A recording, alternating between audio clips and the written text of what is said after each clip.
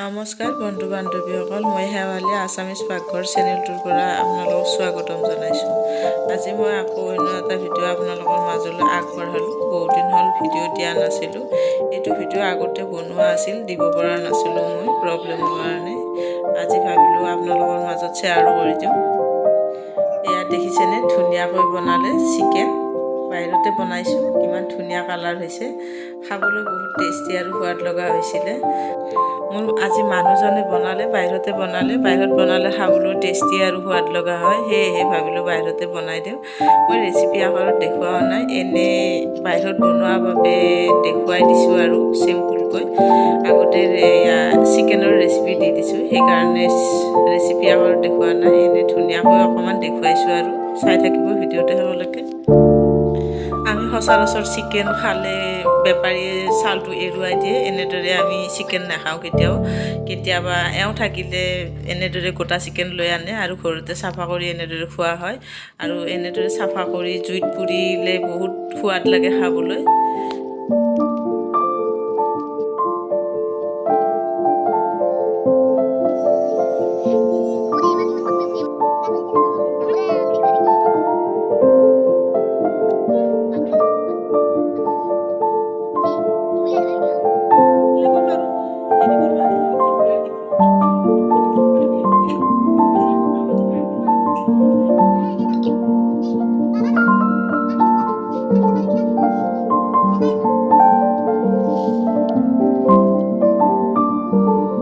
আহিলে কেতিয়াবা এনেদৰে স্পেচিয়েল বস্তু আৰু যিকোনো মাছ হওক মাংস হওক এনেদৰে বনাই দিয়ে আৰু খাবলৈ বহুত টেষ্টি আৰু সোৱাদ লগা হয়।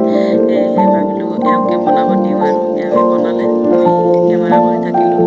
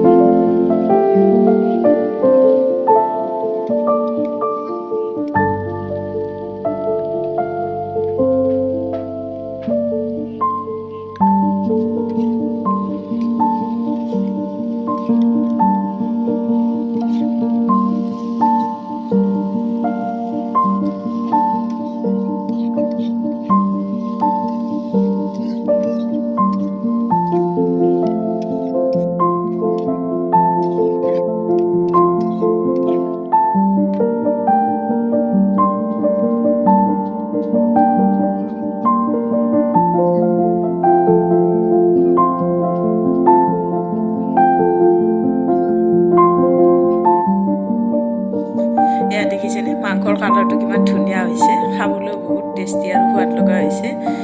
এতিয়া আপোনালোকৰ মাজত এয়া মই থালখনো সজাই দিম, চাই থাকিব ভিডিঅ'টো।